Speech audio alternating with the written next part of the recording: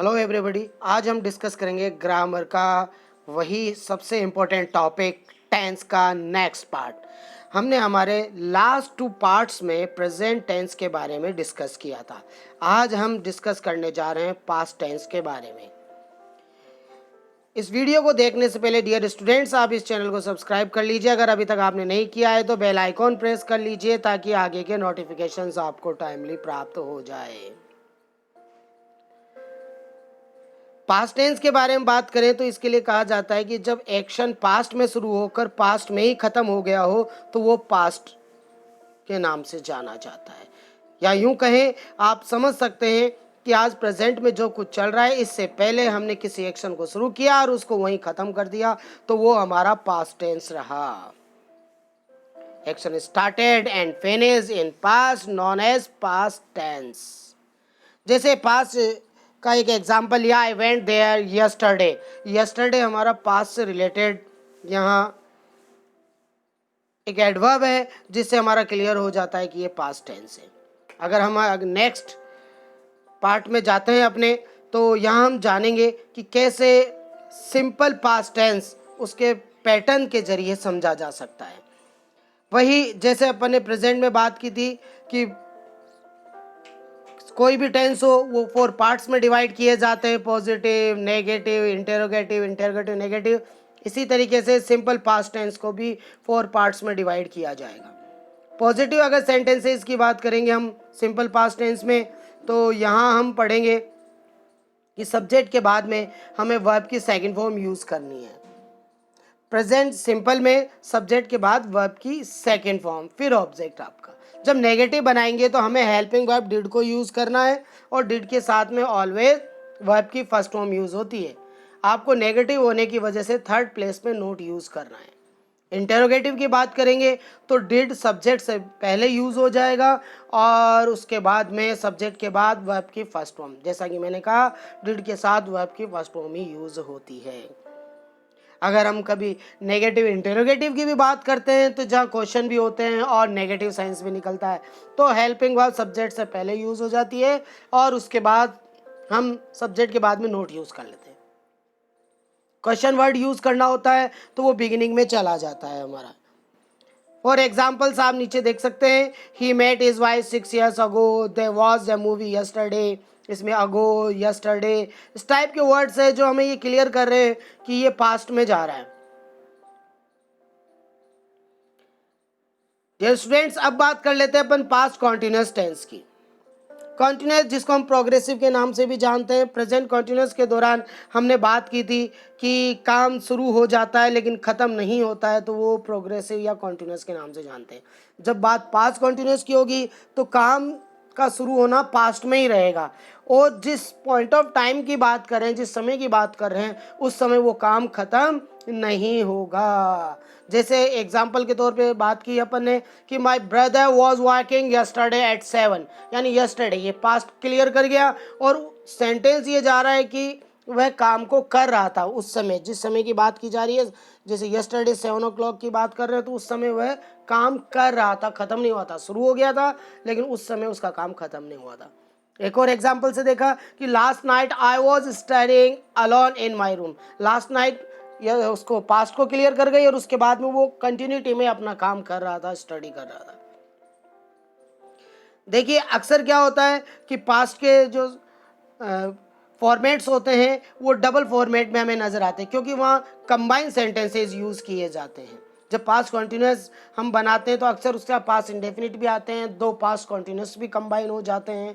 ये जैसे कि हम यूँ कह सकते हैं कि 2 events taking place at the same time in the past, कि 2 इवेंट पास्ट के अंदर एक साथ हमको शो करने, प्रोग्रेसिव टेंस को समझाते हुए। तो आप इस एग्जाम्पल से समझ सकते हैं, Alan was cooking while her sister was watching TV. देखिए एलन वो खाना पका रही थी जबकि उसकी सिस्टर टीवी देख रही थी। दोनों काम पास्ट में हो रहे हैं, दोनों पैरेलल, दोनों काम चल रहे हैं, ख़त्म नहीं हुए। तो कंबाइंड सेंटेंसेस में इनका यूज़ किया जाता है। पास्ट कॉन्टिन्यूस को आप पैटर्न से देख सकते हैं। अफर्मेटिव सेंटेंसेस में सब्जेक्ट के बाद में हेल्पिंग वर्ब वाज वर। जी हाँ, पास्ट कॉन्टिन्यूस में हम हेल्पिंग वर्ब यूज़ करेंगे वाज और वर। वाज सिंगुलर सब्जेक्ट के साथ, वर्ब प्लूरल सब्जेक्ट के साथ। फिर फर्स्ट फॉर्म में आईएनजी लगाकर आप अपना सेंटेंस कंप्लीट कर लीजिए। जैसे कि एग्जांपल के तौर पर अपन बात कर सकते हैं, she was cooking all morning. ऐसे जब हम नेगेटिव की बात करेंगे तो सब्जेक्ट के बाद हेल्पिंग वर्ब आएगी और उसके बाद में नॉट को यूज़ किया जाएगा, फिर वर्ब की फर्स्ट फॉर्म में आईएनजी। जैसे कि she was not sleeping when he came home. देखिए कंबाइंड सेंटेंस भी हो गया एक, जहाँ आगे जाके ये इंडेफिनिट बन गया, पहले ये आपका प्रोग्रेसिव टेंस बना रह गया। जब हम इंटेरोगेटिव की बात करेंगे तो वॉज वर स्टार्टिंग में आ जाएंगे, फिर सब्जेक्ट फिर वर्ब के फर्स्ट फॉर्म में ING. For example was she sleeping when he came home.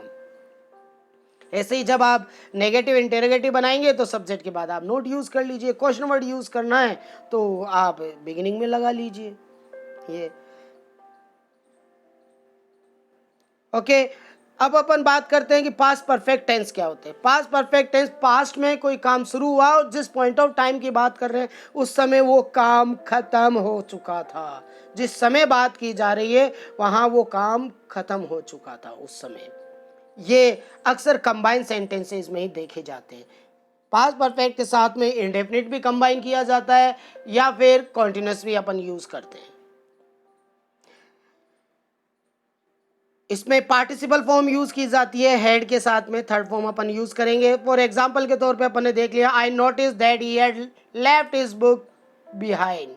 देखिए अपन ने बात की आई नोटिस, मैंने देखा, मैंने ध्यान दिया, ये पास्ट में एक एक्शन हुआ और उससे पहले क्या हो चुका था, he had left his books behind, यानी जो आगे बुक्स को छोड़ने की बात थी वो उससे पहले ही हो गई थी जब उसने नोटिस किया।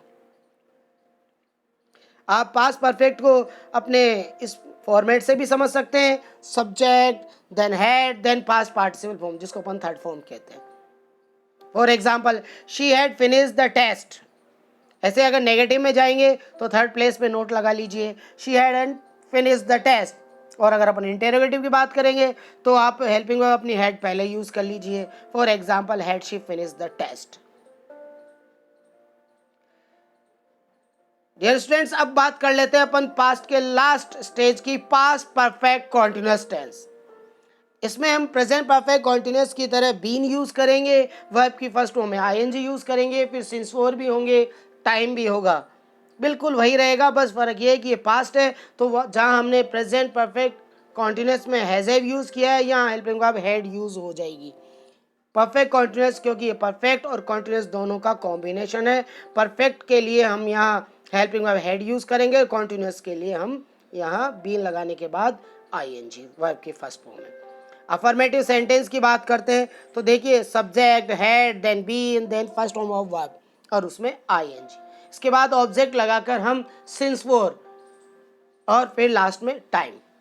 सिंस जैसा कि हम हमारे प्रीवियस वीडियोस में बात कर चुके हैं कि फिक्स टाइम के लिए यूज होता है और फॉर जो होता है वो पीरियड ऑफ टाइम के लिए।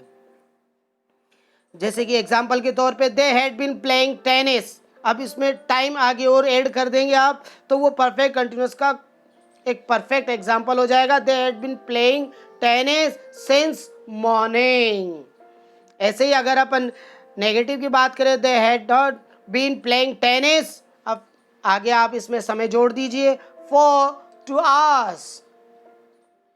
ऐसे ही अगर अपन इंटेरोगेटिव में लेकर आएंगे तो had they been playing tennis for 3 weeks। ऐसे आप टाइम ऐड कर दीजिए और ये आपका परफेक्ट कॉन्टिन्यूअस का एक परफेक्ट एग्जाम्पल बन जाएगा। तो hope you have understood well students.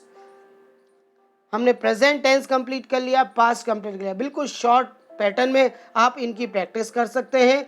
Adverbs का ध्यान रखिए, पास्ट की एडवर्ब्स का ध्यान रखिए, क्योंकि सबसे बड़ी चीज़ है हम एडवर्ब के जरिए ही जब हम correct form of the verb fill करेंगे तो उसमें एडवर्ब के जरिए टेंस को आइडेंटिफाई कर सकते हैं और उसके बाद में आप छोटे छोटे ये फॉर्मेट में, मेन फॉर्मेट आपको बताया गया कि SVO, उसके बाद छोटी छोटी कंडीशंस ही होती है जो आप उसमें अप्लाई करके अपना सेंटेंस कंप्लीट और राइट यूज़ कर सकते हैं। Okay students, thank you, that's all for today.